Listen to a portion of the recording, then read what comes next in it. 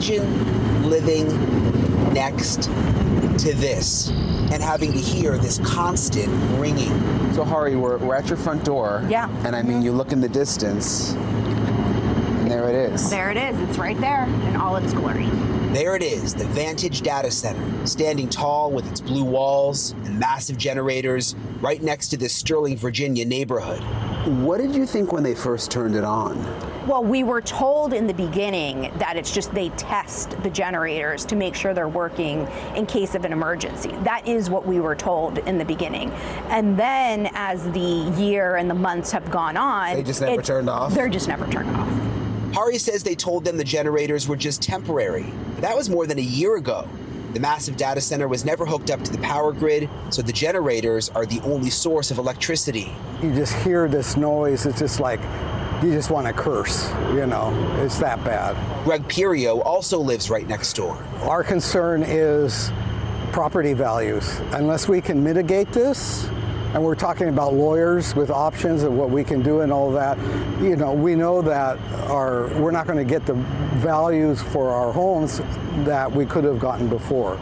It's about more than money, it's quality of life.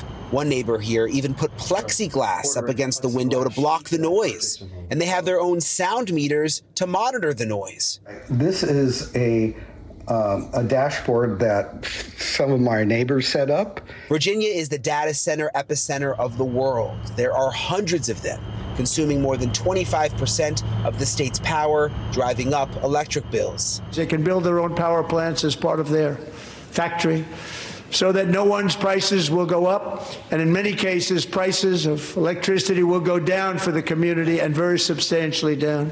President Trump's plan to keep the data centers off the power grid is good for keeping electric rates down, and there are positives with data centers. They create jobs when they're built. They create local tax revenue, which helps schools. It can help lower property taxes. And they're pretty much inevitable with the way we use technology these days, arguably becoming essential infrastructure. The neighbors here don't disagree, and they don't hate all data centers, but think they shouldn't be so close to neighborhoods. What would you say to people in other parts of the country where they hear, oh, a data center's considering coming? Do everything in your power to try to stop it from being built in an area that has any residential properties within, 10 to 15 miles of it.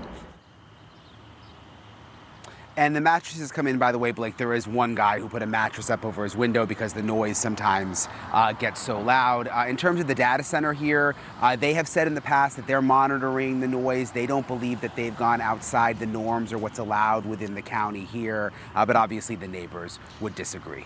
Blake.